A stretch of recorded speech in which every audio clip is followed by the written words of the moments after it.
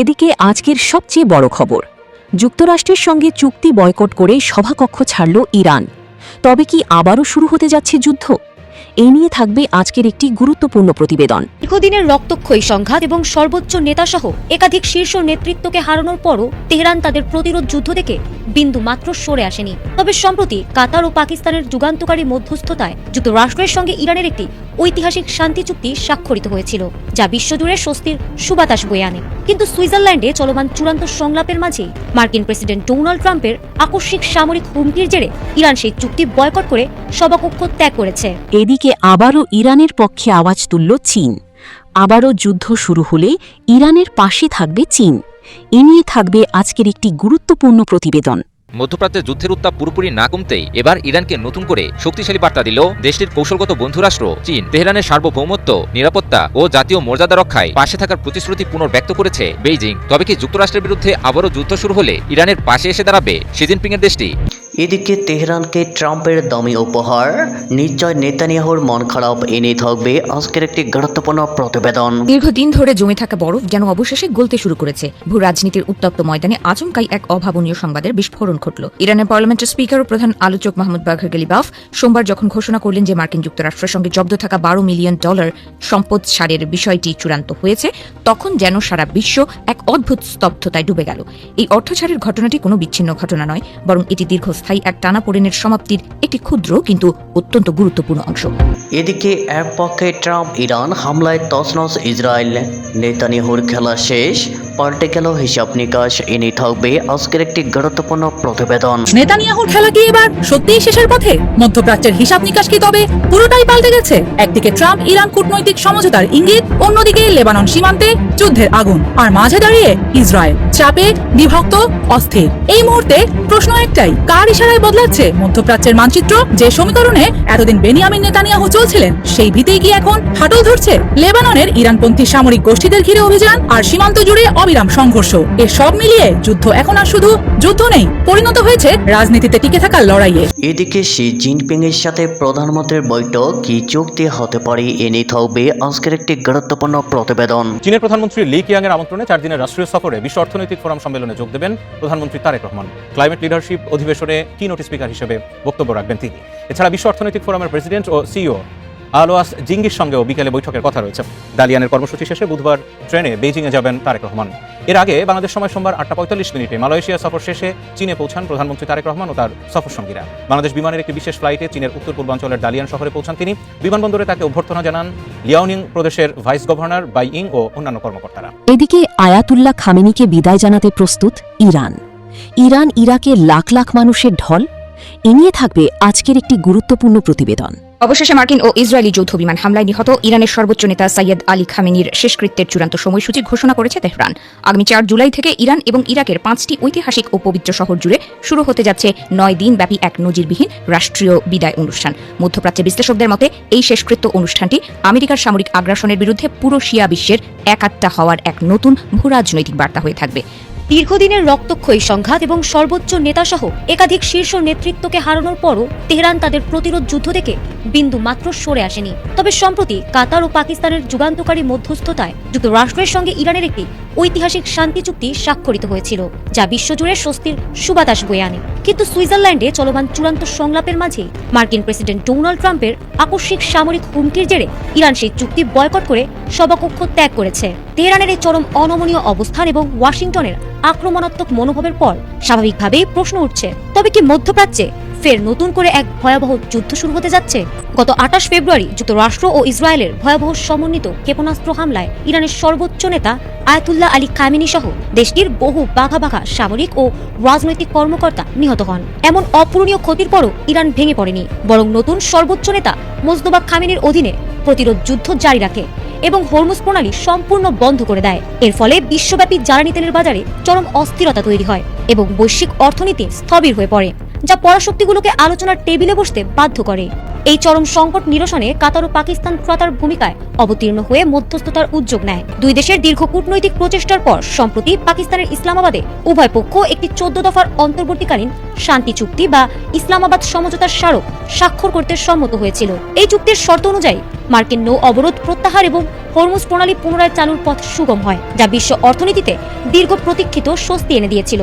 কিন্তু স্থায়ী শান্তি প্রতিষ্ঠার লক্ষ্যে সুইজারল্যান্ডের বুগ্রেনস্টক রিসোর্টে যখন দুই দেশের উচ্চ পর্যায়ের চূড়ান্ত সংলাপ চলছিল, ঠিক তখনই মার্কিন প্রেসিডেন্ট ডোনাল্ড ট্রাম্প তার ট্রুথ সোশ্যাল প্ল্যাটফর্মে লেবাননের হিজবুল্লাহ এবং ইরানের বিরুদ্ধে পুনরায় কঠোর সামরিক হামলার হুমকি দেন। এই উস্কানিমূলক মন্তব্যকে দ্বিপাক্ষিক চুক্তির চরম লঙ্ঘন আখ্যা দিয়ে ইরানের প্রধান আলোচক ও পার্লামেন্ট স্পিকার মোহাম্মদ বাঘের গালিবাফ তাৎক্ষণিকভাবে আলোচনার টেবিল বর্জন করে সভাকক্ষ থেকে ওয়াকআউট করেন। ট্রাম্পের এই অনাকাঙ্ক্ষিত আক্রমণাত্মক মনোভাব এবং ইরানের তাৎক্ষণিক চুক্তি বয়কটের সিদ্ধান্ত দীর্ঘ প্রচেষ্টায় অর্জিত শান্তি প্রক্রিয়াকে সম্পূর্ণ ভেস্তে দিয়েছে। মধ্যস্থতাকারী দেশ কাতার ও পাকিস্তান পরিস্থিতি শান্ত করার আপ্রাণ চেষ্টা করলেও তেহরানের কঠোর অবস্থান এবং হরমুজ প্রণালী আবারও বন্ধ হওয়ার আশঙ্কায় বিশ্বজুড়ে ফের নতুন করে বড় ধরনের যুদ্ধ শুরুর জোরালো আশঙ্কা তৈরি হয়েছে। মধ্যপ্রাচ্যে যুদ্ধের উত্তাপ পুরোপুরি না কমতেই এবার ইরানকে নতুন করে শক্তিশালী বার্তা দিল দেশটির কৌশলগত বন্ধুরাষ্ট্র চীন। তেহরানের সার্বভৌমত্ব, নিরাপত্তা ও জাতীয় মর্যাদা রক্ষায় পাশে থাকার প্রতিশ্রুতি পুনর্ব্যক্ত করেছে বেইজিং। তবে কি যুক্তরাষ্ট্রের বিরুদ্ধে আবারও যুদ্ধ শুরু হলে ইরানের পাশে এসে দাঁড়াবে শি জিনপিং এর দেশটি? ভারতের রাজধানী নয়াদিল্লিতে অনুষ্ঠিত ব্রিক্স বৈঠকের ফাঁকে ইরানের সর্বোচ্চ জাতীয় নিরাপত্তা পরিষদের উপসচিব গাদির নিজামীর সঙ্গে বৈঠক করেন চীনের পররাষ্ট্রমন্ত্রী ওয়াং ই। বৈঠকে মধ্যপ্রাচ্যের সাম্প্রতিক পরিস্থিতি, ইরান যুক্তরাষ্ট্র সমঝোতা এবং আঞ্চলিক স্থিতিশীলতা নিয়ে আলোচনা হয়। চীনের পররাষ্ট্র মন্ত্রণালয়ের তথ্য অনুযায়ী ওয়াং ই বলেন, যুক্তরাষ্ট্র ও ইরানের মধ্যে হওয়া 14 দফার সমঝোতা চুক্তি সমঝোতার ভিত্তিতে গঠিত হয়েছে এবং এটি জাতিসংঘ সনদের লক্ষ্য ও আন্তর্জাতিক সম্পর্কের স্বীকৃত নীতির সঙ্গে সামঞ্জস্যপূর্ণ। তিনি আরো বলেন, এই চুক্তির বাস্তবায়ন সাম্প্রতিক যুদ্ধবিরতিকে আরো শক্তিশালী করবে, ইরান ও যুক্তরাষ্ট্রের মধ্যে সম্পর্ক উন্নয়নের নতুন সুযোগ সৃষ্টি করবে এবং মধ্যপ্রাচ্যে শান্তি ফিরিয়ে আনতেও ভূমিকা রাখবে। তবে সবচেয়ে গুরুত্বপূর্ণ বার্তাটি আসে ইরানের নিরাপত্তা প্রশ্নে। চীনের পররাষ্ট্রমন্ত্রী স্পষ্টভাবে বলেন, ইরানের সার্বিক কৌশলগত অংশীদার হিসেবে চীন সবসময় ন্যায্য ও বস্তুনিষ্ঠ অবস্থান বজায় রেখেছে। একই সঙ্গে তিনি জোর দিয়ে বলেন, ইরানের সার্বভৌমত্ব, নিরাপত্তা এবং জাতীয় মর্যাদা রক্ষার প্রচেষ্টাকে সমর্থন করে বেইজিং। ওয়াং ই উপসাগরীয় দেশগুলো এবং আঞ্চলিক শক্তিগুলোর সঙ্গে সম্পর্ক উন্নয়নে ইরানের কূটনৈতিক উদ্যোগেরও প্রশংসা করেন। তার মতে, সংলাপ ও সহযোগিতার মাধ্যমেই আঞ্চলিক স্থিতিশীলতা নিশ্চিত করা সম্ভব। অন্যদিকে ইরানের পক্ষ থেকেও চীনের অবস্থানকে ইতিবাচকভাবে দেখা হয়েছে। ভারতে অবস্থিত ইরানি দূতাবাস জানিয়েছে, গাদির নিজামী মধ্যপ্রাচ্যের সাম্প্রতিক সংকটকালে চীনের রাজনৈতিক সমর্থনের জন্য বেইজিংকে ধন্যবাদ জানিয়েছেন।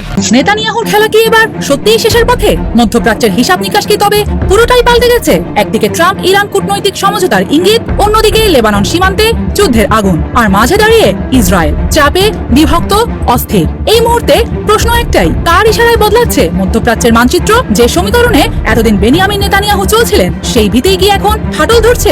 লেবাননের ইরানপন্থী সামরিক গোষ্ঠীদের ঘিরে অভিযান আর সীমান্ত জুড়ে অবিরাম সংঘর্ষ, এ সব মিলিয়ে যুদ্ধ এখন আর শুধু যুদ্ধ নেই, পরিণত হয়েছে রাজনীতিতে টিকে থাকার লড়াইয়ে। সুইজারল্যান্ডে যুক্তরাষ্ট্র ইরানের আলোচনায় শুধু দু দেশের উত্তেজনা নয়, বরং লেবানন ও দেশটিতে ইরানপন্থী সামরিক গোষ্ঠীদের ইস্যুও সরাসরি যুক্ত। এ আলোচনার লক্ষ্য ছিল সংঘাত কমানো, আঞ্চলিক উত্তেজনা নিয়ন্ত্রণ। আর এখানেই শুরু নেতানিয়াহুর বড় সংকট। এই যুদ্ধই এখন তার রাজনৈতিক বয়ান, নির্বাচনী অস্ত্র, ক্ষমতায় থাকার ঢাল। প্রশ্ন উঠছে, কি পেল ইসরায়েল? লেবাননে ইসরায়েলি অভিযানের পরিসংখ্যান ভয়াবহ, হাজার হাজার প্রাণহানি, লক্ষাধিক বাস্তুচ্যুতি। দক্ষিণ লেবাননের বড় অংশে সামরিক নিয়ন্ত্রণ। এর মধ্যেও লেবাননের ইরানপন্থী সামরিক সংগঠন পুরোপুরি ভাঙেনি, বরং সংঘাত আরো দীর্ঘায়িত হচ্ছে। ইসরায়েলের ভেতরেও চাপ বাড়ছে, একদিকে নিরাপত্তা, অর্থনৈতিক ক্ষতি, অন্যদিকে আন্তর্জাতিক সমালোচনা। সব মিলিয়ে জনমত ধীরে ধীরে বিভক্ত হচ্ছে। কিন্তু আসল নাটক অন্য জায়গায়। যুক্তরাষ্ট্রের ভেতরে এখন মধ্যপ্রাচ্য নীতি নিয়ে স্পষ্ট টানাপোড়েন। ডোনাল্ড ট্রাম্প চাইছেন কূটনৈতিক সমঝোতা, যুদ্ধ নিয়ন্ত্রণ, যার সঙ্গে ইরানের লক্ষ্য পুরোপুরি মিলে যায়। বিপরীতে ইসরায়েল চাইছে সামরিক আগ্রাসনে লেবাননের ইরানপন্থী যোদ্ধাদের চূড়ান্তভাবে দুর্বল করতে। এ থেকেই বোঝা যাচ্ছে ইরান ট্রাম্প আসলে এখন একজোট, আর তেহরান এই সুযোগকেই কৌশলগতভাবে ব্যবহার করে কূটনৈতিক চাল দিচ্ছে ইসরায়েলের বিরুদ্ধে। লেবানন ইস্যুকে আলোচনার টেবিলে এনে তেহরান এখন সরাসরি আঞ্চলিক সমীকরণের অংশ হয়ে উঠেছে। এটা এখন তাই শুধু যুদ্ধ নয়, কূটনৈতিক দাবার চাল। অন্যদিকে ইসরায়েলের অভ্যন্তরীণ রাজনীতিও উত্তপ্ত। নির্বাচন সামনে, নেতানিয়াহুর জন্য এটা শুধু ক্ষমতার লড়াই নয়, রাজনৈতিক অস্তিত্বের লড়াই। যুদ্ধ থেমে গেলে উঠবে পুরনো প্রশ্ন, গোয়েন্দা ব্যর্থতা, নিরাপত্তা নীতি আর যুদ্ধের ফলাফল। এদিকে যুক্তরাষ্ট্র ইসরায়েল সম্পর্কেও দেখা দিচ্ছে নতুন চাপ। ওয়াশিংটনের স্পষ্ট বার্তা, অন্ধ সমর্থনের যুগ এখন আর আগের মতো নেই। কূটনীতি এখন নিয়ন্ত্রণে যেতে পারে সামরিক বাস্তবতার উপর। ইসরায়েলের ভেতরেই এখন শোনা যাচ্ছে সতর্কতা, আমরা এমন এক এক সময়ের দিকে যাচ্ছে যেখানে ইসরায়েলকে হয়তো নিজেকে বেশি নির্ভর করতে হবে। ঠিক এই জায়গাতেই প্রশ্নটা সবচেয়ে বড় হয়ে দাঁড়ায়, যদি যুক্তরাষ্ট্র ও ইরানের সমঝোতা সত্যিই এগোয়, যদি লেবাননে যুদ্ধবিরতি চাপিয়ে দেওয়া হয়, তাহলে কি ইসরায়েলের সামরিক কৌশল পুরোপুরি বদলে যাবে, নাকি নেতানিয়াহু পরিস্থিতি বুঝে সিদ্ধান্ত বদলে নির্বাচনের আগেই সব উল্টে দেবেন? আর সেই পরিস্থিতিই হয়তো ঠিক করে দেবে মধ্যপ্রাচ্যের পরবর্তী অধ্যায়, নেতানিয়াহুর রাজনৈতিক ভবিষ্যৎ আর পুরো অঞ্চলের ক্ষমতার নতুন মানচিত্র। দীর্ঘদিন ধরে জমে থাকা বরফ যেন অবশেষে গলতে শুরু করেছে। ভূ রাজনীতির উত্তপ্ত ময়দানে আচমকাই এক অভাবনীয় সংবাদের বিস্ফোরণ ঘটল। ইরানের পার্লামেন্টের স্পিকার ও প্রধান আলোচক মাহমুদ বাঘর গেলিবাফ সোমবার যখন ঘোষণা করলেন যে মার্কিন যুক্তরাষ্ট্রের সঙ্গে জব্দ থাকা $12 মিলিয়ন সম্পদ সারের বিষয়টি চূড়ান্ত হয়েছে, তখন যেন সারা বিশ্ব এক অদ্ভুত স্তব্ধতায় ডুবে গেল। এই অর্থ ছাড়ের ঘটনাটি কোনো বিচ্ছিন্ন ঘটনা নয়, বরং এটি দীর্ঘস্থায়ী এক টানাপোড়েনের সমাপ্তির একটি ক্ষুদ্র কিন্তু অত্যন্ত গুরুত্বপূর্ণ অংশ। সুইজারল্যান্ডের নির্জন কোনো কক্ষে বসে দুই চিরশত্রু দেশের প্রতিনিধিদের নিভৃত আলাপচারিতার মধ্য দিয়ে এই ঐতিহাসিক চুক্তি স্বাক্ষরিত হয়েছে। গালিবাফের ভাষ্যমতে $12 বিলিয়ন এই বিশাল অঙ্কটি মূলত $6 বিলিয়ন দুটি কিস্তিতে ভাগ করে ইরানকে ফিরিয়ে দেওয়া হবে। দীর্ঘ সময় ধরে মার্কিন নিষেধাজ্ঞার চাঁতাকলে পড়ে যে সম্পদগুলো অচল হয়ে পড়েছিল, এখন তা আবার ইরানি অর্থনীতির মূল স্রোতধারায় ফেরার অপেক্ষায় প্রহর গুনছে। এই অর্থ প্রাপ্তি শুধু একটি অর্থনৈতিক লেনদেন নয়, বরং এটি একটি বৃহত্তর সমঝোতা স্মারকের সবচেয়ে দৃশ্যমান সাফল্য। গালিবাফ স্পষ্টতই জানিয়েছেন যে এই চুক্তি শুধু টাকা ছাড়ের বিষয় নয়, বরং এর পেছনে রয়েছে এক সুদূর প্রসারী লক্ষ্য। উভয় পক্ষই বুঝতে পেরেছে যে মুদ্রার উল্টো পিঠে কেবল সংঘাতই থাকে না, মাঝে মাঝে আলোচনার পথ উন্মুক্ত রাখাও কৌশলগতভাবে জরুরি হয়ে পড়ে। নিষেধাজ্ঞার কঠোর শিকল যেন কিছুটা শিথিল হতে শুরু করেছে। চুক্তির আওতায় ইরান এখন অপরিশোধিত তেল রপ্তানির ক্ষেত্রে নতুন করে প্রাণ ফিরে পেতে চলেছে। শুধু তেল নয়, পেট্রোকেমিক্যাল পণ্য এবং এর সংশ্লিষ্ট উপজাতগুলোও এখন বিশ্ববাজারের পথে বাধাহীন গতিতে ছুটতে পারবে। সেই সাথে ব্যাংকিং, বীমা এবং পরিবহন খাতে যে শ্বাসরুদ্ধকর স্থবিরতা ছিল, তা থেকে বেরিয়ে আসার এক নতুন দিগন্ত উন্মোচিত হয়েছে বলে মনে করছেন সংশ্লিষ্টরা। হরমুজ প্রণালীর উত্তেজনা এখন যেন এক নতুন সমীকরণের অপেক্ষায়। গালিবাফের মতে এই সমঝোতা শুধু দুই দেশের অর্থনৈতিক উত্তরণই ঘটাবে না, বরং বৈশ্বিক জ্বালানি পরিবহনের এই অত্যন্ত গুরুত্বপূর্ণ ও স্পর্শকাতর নৌপথটিকে সামুদ্রিক কার্যক্রমকে স্বাভাবিক করে তুলবে। বছরের পর বছর ধরে চলা অস্থিরতায় যে ভয় ও অনিশ্চয়তা কাজ করছিল, এই চুক্তি তার উপর এক প্রকার প্রলেপ দিতে যাচ্ছে। ওয়াশিংটনের অন্দরেও এই ঘটনাকে ঘিরে চলছে নানা বিশ্লেষণ। মার্কিন পররাষ্ট্র দপ্তরের সাবেক উপসহকারী সচিব হেনরি অ্যাংশার এই প্রক্রিয়াটিকে অত্যন্ত সতর্ক দৃষ্টিতে দেখছেন। তিনি ইঙ্গিত দিয়েছেন যে চুক্তির বাস্তব রূপায়ণ সম্ভবত পর্দার আড়ালে শুরু হয়ে গেছে। হরমুজ প্রণালীতে তেলবাহী ট্যাঙ্কারের নির্বিঘ্ন চলাচল এখন আর কেবল কাকতালীয় ঘটনা নয়, বরং এটি কূটনৈতিক সফলতার এক বাস্তব প্রতিফলন। চীনের প্রধানমন্ত্রী লি কিয়াংয়ের আমন্ত্রণে 4 দিনের রাষ্ট্রীয় সফরে বিশ্ব অর্থনৈতিক ফোরাম সম্মেলনে যোগ দেবেন প্রধানমন্ত্রী তারেক রহমান। ক্লাইমেট লিডারশিপ অধিবেশনে কি-নোট স্পিকার হিসেবে বক্তব্য রাখবেন তিনি। এছাড়া বিশ্ব অর্থনৈতিক ফোরামের প্রেসিডেন্ট ও সিইও আলোয়াস জিঙ্গির সঙ্গেও বিকেলে বৈঠকের কথা রয়েছে। দালিয়ানের কর্মসূচি শেষে বুধবার ট্রেনে বেইজিংয়ে যাবেন তারেক রহমান। এর আগে বাংলাদেশ সময় সোমবার 8:45 মালয়েশিয়া সফর শেষে চীনে পৌঁছান প্রধানমন্ত্রী তারেক রহমান ও তার সফরসঙ্গীরা। বাংলাদেশ বিমানের একটি বিশেষ ফ্লাইটে চীনের উত্তর পূর্বাঞ্চলের দালিয়ান শহরে পৌঁছান তিনি। বিমানবন্দরে তাকে অভ্যর্থনা জানান লিয়াওনিং প্রদেশের ভাইস গভর্নর বাই ইং ও অন্যান্য কর্মকর্তা। চীনের বৈশ্বিক 4 উদ্যোগে সাড়া দিচ্ছে ঢাকা। প্রধানমন্ত্রীর বেইজিং সফরেই এতে যুক্ত হবার ঘোষণা আসতে পারে। বিশ্লেষকদের মতে এতে ভূ রাজনীতিতে বাংলাদেশের গুরুত্ব আরও বাড়বে। শি জিনপিং এর উদ্যোগে যুক্ত হলে পশ্চিমাদের উদ্বিগ্ন হওয়ার কারণ দেখছেন না তারা। অবশেষে মার্কিন ও ইসরায়েলি যৌথ বিমান হামলায় নিহত ইরানের সর্বোচ্চ নেতা সাইয়েদ আলী খামেনির শেষকৃত্যের চূড়ান্ত সময়সূচি ঘোষণা করেছে তেহরান। আগামী 4 জুলাই থেকে ইরান এবং ইরাকের 5টি ঐতিহাসিক ও পবিত্র শহর জুড়ে শুরু হতে যাচ্ছে 9 দিনব্যাপী এক নজিরবিহীন রাষ্ট্রীয় বিদায় অনুষ্ঠান। মধ্যপ্রাচ্যের বিশ্লেষকদের মতে এই শেষকৃত্য অনুষ্ঠানটি আমেরিকার সামরিক আগ্রাসনের বিরুদ্ধে পুরো শিয়া বিশ্বের একাত্তা হওয়ার এক নতুন ভূরাজনৈতিক বার্তা হয়ে থাকবে। ঘোষিত সূচি অনুযায়ী আগামী 4 জুলাই ইরানের রাজধানী তেহরানের গ্র্যান্ড ইমাম খোমেনি মসজিদে, এরপর 7 জুলাই ইরানের পবিত্র শহর কোমের খামেনির প্রথম জানাজা অনুষ্ঠিত হবে। তবে এই শেষকৃত্যের সবচেয়ে বড় চমকটি রয়েছে 8 জুলাই। সেদিন খামেনির মরদেহ সীমান্ত পার করে ইরাকের মাটিতে নিয়ে যাওয়া হবে। শিয়া মুসলমানদের প্রধান দুটি পবিত্র কেন্দ্র নাজাফ আল আশরাফ এবং কারবালার ওনার কফিন নিয়ে বিশাল শোক মিছিল ও জানাজা অনুষ্ঠিত হবে। আন্তর্জাতিক বিশ্লেষকরা মনে করছেন খামেনির মরদেহ ইরাকে নিয়ে যাওয়ার এই সিদ্ধান্ত প্রমাণ করে যে ওনার মৃত্যুর পরও ইরাক ও ইরানের মধ্যকার কৌশলগত এবং ধর্মীয় বন্ধন কতটা অটুট। সবশেষে 9 জুলাই পবিত্র মাশহাদ শহরে লাখো মানুষের উপস্থিতিতে ইমাম আলী ইবনে মুসা আল রিদার ঐতিহাসিক মাজারে খামেনির দাফন সম্পন্ন হবে। গত 28 ফেব্রুয়ারি ভোরের দিকে তেহরানে মার্কিন ও ইসরায়েলি জোটের আকস্মিক বিমান হামলার সময় 86 বছর বয়সী খামেনি নিহত হন। সেই সময় নিজের অফিসের ডেস্কে বসেই দায়িত্ব পালন করছিলেন খামেনি। সুইজারল্যান্ডে আমেরিকার চরম নতি শিকার। 21 আগস্ট পর্যন্ত ইরানের উপর থেকে তেলের নিষেধাজ্ঞা প্রত্যাহার। কিন্তু এর পেছনে পাকিস্তান ও কাতারের কোন গোপন সমীকরণ কাজ করছে? অন্যদিকে ইরানকে থামাতে ভারতের সবচেয়ে মারাত্মক অস্ত্র আকাশ তীর কিনছে আরব আমিরাত। মধ্যপ্রাচ্য কি তবে শুরু হতে যাচ্ছে এক নতুন ও ভয়ঙ্কর যুদ্ধ? জানতে ভিডিওটি শেষ পর্যন্ত দেখুন। মধ্যপ্রাচ্যে একই সাথে অনেকগুলো চাঞ্চল্যকর ঘটনা ঘটছে, যা দেখে মনে হতে পারে এগুলো আলাদা আলাদা, একটার সঙ্গে আরেকটার কোনো সম্পর্ক নাই। কিন্তু একটু গভীরভাবে বিশ্লেষণ করলেই বুঝবেন প্রতিটি ঘটনার সাথে অপরটি রয়েছে এক সুগভীর ও মারাত্মক ভূ রাজনৈতিক সম্পর্ক। একদিকে মার্কিন ব্লকের চাল, অন্যদিকে ইরান পাকিস্তানের নতুন অক্ষ, সব মিলিয়ে আন্তর্জাতিক পরিমণ্ডল এখন উত্তপ্ত। খবর সংযোগের আজকের এই ভিডিওতে আমরা এই পুরো সমীকরণটি একদম সহজ ভাষায় ব্যাখ্যা করার চেষ্টা করব। আশা করি সঙ্গে থাকবেন। কাতার, সংযুক্ত আরব আমিরাত, ভারত, ইরান আর পাকিস্তানের এই জটিল আন্তঃসম্পর্ক আসলে কোন দিকে যাচ্ছে? আর আমাদের ভিডিওটা যদি ভালো লাগে তাহলে লাইক, কমেন্ট ও শেয়ার করবেন। সুইজারল্যান্ডে আমেরিকার নতি শিকার। একেবারে শুরুতে যে খবরটি পুরো বিশ্বকে নাড়িয়ে দিয়েছে তা হলো ইরানের উপর থেকে আমেরিকার পিছু হটা। জি, আপনি ঠিকই শুনেছেন। সুইজারল্যান্ডে অনুষ্ঠিত কড়া কূটনৈতিক আলোচনার পর আমেরিকা আগামী 60 দিনের জন্য ইরানের উপর থেকে তেল বিক্রি নিষেধাজ্ঞা সাময়িকভাবে প্রত্যাহার করে নিয়েছে। এই খবরটা এখন বিশ্বের সবার কাছে পৌঁছে গেছে। অর্থাৎ এখন থেকে কোনো বাধা ছাড়াই ইরান আন্তর্জাতিক বাজারে তেল ও গ্যাস বিক্রি করতে পারবে। শুধু তাই নয়, ইরানের পররাষ্ট্রমন্ত্রী আব্বাস আরাকচি নিশ্চিত করেছেন বিদেশে আটকে থাকা বিপুল পরিমাণ ইরানি সম্পদও অবমুক্ত করেছে ওয়াশিংটন। অনেকে বলছে এটা 6 বিলিয়ন, অনেকে বলছে 12 বিলিয়ন। কাতার এবং বিশেষ করে পাকিস্তানের অক্লান্ত মধ্যস্থতায় যে 14 দফার প্রাথমিক সমঝোতার স্মারক সই হয়েছিল, এটি মূলত তারই বাস্তবায়ন। তবে প্রশ্ন থেকেই যায়, মার্কিন প্রশাসন যদি এই প্রতিশ্রুতি ভঙ্গ করে তবে কি হবে? ইরানের সামরিক বাহিনী ইতিমধ্যে পরিষ্কার ভাষায় জানিয়ে দিয়েছে, আমেরিকা চুক্তি লঙ্ঘন করলে হরমুজ প্রণালী সম্পূর্ণ বন্ধ করে দেওয়া হবে এবং মার্কিন ঘাঁটিগুলোতে ফুল ফ্লেজেড হামলা চালানো হবে। কথা ক্লিয়ার? এদিকে মার্কিন ভাইস প্রেসিডেন্ট জেডি ভান্স এক বিস্ফোরক দাবিতে বলেছেন, আন্তর্জাতিক পর্যবেক্ষকদের নিজেদের পরমাণু কর্মসূচি পরিদর্শনের অনুমতি দিতে রাজি হয়েছে তেহরান। এটা কি সত্যি ইরানি কথা বলেছে? চলুন তো শুনে আসি। পশ্চিমা সংবাদ মাধ্যমগুলো এই খবরটি ব্রেকিং নিউজ হিসেবে প্রচার করলেও ইরানি সরকার বা গণমাধ্যমে এখনো এর পূর্ণ সত্যতা মেলেনি। তবে পরমাণু আলোচনা যতই এগোনো হোক না কেন, একটি বিষয় একেবারে পরিষ্কার, আমেরিকা বা ইসরায়েলের সাথে কোনো কূটনৈতিক সম্পর্ক কিংবা বন্ধুত্ব তৈরি করবে না ইরান। ইরান ভালো করে জানে, ওয়াশিংটনকে ভেতরে ঢুকতে দেওয়ার অর্থ হলো নিজেদের গোয়েন্দা নেটওয়ার্ককে অরক্ষিত করে তোলা। অনেকে কথা বলে না, আমেরিকা যার বন্ধু হয় তার শত্রুর দরকার হয় না। ফলে চরম বৈরিতার এই সম্পর্ক বহাল রেখেই চলবে আগামী দিনের হিসাব নিকাশ। এখানে একটা কাজ হতে পারে, দেখবেন কিছুদিন পরে যদি সব স্বাভাবিক প্রক্রিয়া যায়, ইরানের তেল আমেরিকা কিনছে, এটা হতে পারে। তবে সেটা ডলারে কিনবে। এখন ডলারে ইরান যদি তেল বিক্রি না করে তাহলে আমেরিকাও সে তেল পাবে না। পাকিস্তানে পেজেশকিয়ানের ঐতিহাসিক সফর ও নতুন অক্ষ। ঠিক এই উত্তপ্ত পরিস্থিতির মাঝে এক বিশাল ভূ রাজনৈতিক চাল হিসেবে ইরানের প্রেসিডেন্ট মাসুদ পেজেশকিয়ান আজ পাকিস্তানে এক উচ্চ পর্যায়ের প্রতিনিধি দল নিয়ে ঐতিহাসিক সফরে পৌঁছেছেন। এর আগে পাকিস্তানের প্রধানমন্ত্রী শেহবাজ শরীফ জাতীয় সংসদে দাঁড়িয়ে ইরানি প্রেসিডেন্টকে যে উদ্যত্ত আমন্ত্রণ জানিয়েছিলেন তারই প্রেক্ষিতে এই জরুরি সফর।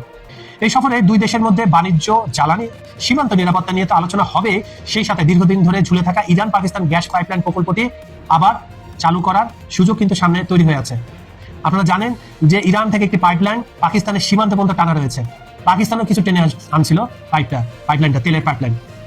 এটা হলে কি হতো জানেন? আমাদের বাংলাদেশ পর্যন্ত তেল আসতো, ভারত হয়ে বাংলাদেশ হয়ে সবকিছু। কিন্তু মার্কিন যুক্তরাষ্ট্রের কারণে এই সংযোগটা আর করেনি পাকিস্তান। এখন হচ্ছে মোক্ষম সোনা, কারণ ইরান মধ্যপ্রাচ্যের পরাশক্তি হয়ে উঠছে। এই যে সাম্প্রতিক যুদ্ধ পরিস্থিতিতে পাকিস্তান যেভাবে মিডলম্যান হিসেবে যুদ্ধবিরতি এনেছে, যেভাবে হোক, তার কৃতজ্ঞতা জানাতেই মূলত পেজেশকিয়ানের এই প্রথম বিদেশ সফর। এই সফরের মধ্যে দিয়ে মধ্যপ্রাচ্যের সৌদি আরব, কাতার, তুরস্ক, পাকিস্তানের সমন্বয়ে এক নতুন ভূ রাজনৈতিক মেরুকরণ স্পষ্ট কিন্তু হয়ে উঠছে। ভারতের ব্রহ্মস বা আকাশ তীর ও আরব আমিরাতের বিপজ্জনক চাল। এর আগে আমি যখন সমীকরণটা বললাম কাজ ছিল, ইরান পাকিস্তানের পক্ষে এই সমীকরণটা যাচ্ছে, ঠিক তখনই উল্টো চাল চালছে সংযুক্ত আরব আমিরাত, ইউএই। আবুধাবি এখন ভারতের কাছ থেকে শব্দের যে 3 গুণ দ্রুতগতির ব্রহ্মাস ক্রুজ ক্ষেপণাস্ত্র এবং অত্যন্ত মারাত্মক আকাশ তীর সমন্বিত এয়ার ডিফেন্স নেটওয়ার্ক কেনার চূড়ান্ত আলোচনা চালাচ্ছে। তার মানে এটা কি? তার মানে হচ্ছে আরব আমিরাত কি এখন আর ইসরায়েল বা মার্কিন যুক্তরাষ্ট্রের ক্ষেপণাস্ত্র বা এয়ার ডিফেন্স ব্যবহার করবে না? এই কথা মানে তো তাই দাঁড়ালো। বন্ধুরা, আমেরিকা বিদায় হচ্ছে মধ্যপ্রাচ্য থেকে, তার নিজের বন্ধুরাই বিদায় করে দিচ্ছে। জি, ঠিকই শুনেছেন। গতকাল আমি বলেছিলাম আপনাদের যে সৌদি আরবের যুবরাজ সালমান, সে কিন্তু বলেছে আমেরিকা যখন নিজেদের ঘাঁটি রক্ষা করতে পারে না, তখন আমাদের কি রক্ষা করবে? এই আকাশ তীর নেটওয়ার্কটি মূলত শত্রু ড্রোন ও যুদ্ধ বিমান মুহূর্তের মধ্যে শনাক্ত করে কোন অস্ত্র দিয়ে আঘাত করতে হবে সেই সিদ্ধান্ত স্বয়ংক্রিয়ভাবে দিয়ে থাকে। মানে কোন ক্ষেপণাস্ত্রটি এটাতে আঘাত হানবে সেটা অটো একটা আপনার সামনে মেসেজ এসে যাবে, সেই অনুযায়ী আপনি অ্যাটাকটা করবেন। এটি ভারতের আকাশ নিরাপত্তার প্রধান চোখ। এখন প্রশ্ন হলো, আরব আমিরাত কার বিরুদ্ধে এই মারাত্মক প্রতিরক্ষা ব্যবস্থা তৈরি করছে? স্বাভাবিকভাবে তাদের মূল টার্গেট এখন ইরান। ভারত ও ইসরায়েলের যৌথ প্রতিরক্ষা প্রযুক্তির এই অস্ত্র যখন আরব আমিরাত কিনছে, তখন স্বাভাবিকভাবে ইরান ও পাকিস্তান বিষয়টি মোটেও ভালোভাবে দেখবে না, এটাই স্বাভাবিক। হরমুজ প্রণালী নিয়ন্ত্রণ ও মধ্যপ্রাচ্যের ভবিষ্যৎ। কারণ বাস্তবতা হলো মুসলিম ও ঐতিহাসিক পরিচয় পাশে ঠেলে সংযুক্ত আরব আমিরাত যখন ব্যবসা ও নিরাপত্তার জন্য আমেরিকা, ইসরায়েল আর ভারতের দিকে ঝুঁকছে, তখন কাতার ও সৌদি আরব কিন্তু উল্টো পথে হাঁটছে। সৌদি আরব ইতিমধ্যে বুঝতে পেরেছে আমেরিকা নিজের ঘাটেরই নিরাপত্তা দিতে পারে না, তারা অন্য দেশকে কি রক্ষা করবে। কিছুক্ষণ আগে আমি যে কথাগুলো বললাম, তাই মধ্যপ্রাচ্যের দেশগুলো এখন চীন, রাশিয়া ও ইরানের সাথে আঞ্চলিক সহযোগিতা বাড়াতে বাধ্য হচ্ছে। কারণ হরমুজ প্রণালী এবং বাব আল মানদেব প্রণালী, এই দুটি গুরুত্বপূর্ণ নৌপথ কার্যত ইরানের নিয়ন্ত্রণে। বিশ্ববাজারে 30% সার এবং বিপুল পরিমাণ তেল, গ্যাস এই হরমুজ প্রণালী দিয়েই যাতায়াত করে। ফলে ইরানকে চটিয়ে মধ্যপ্রাচ্যে বাণিজ্য চালানো অসম্ভব। এই পুরো বিষয়টি জানার পর আপনাদের কি মনে হয় যে ইরান যুদ্ধের পর ইরান তো চীন এবং রাশিয়ার সহযোগিতায় নিজেদের শক্তিতে পৃথিবীর চতুর্থ পরাশক্তি হিসাবে সামনে এসেছে।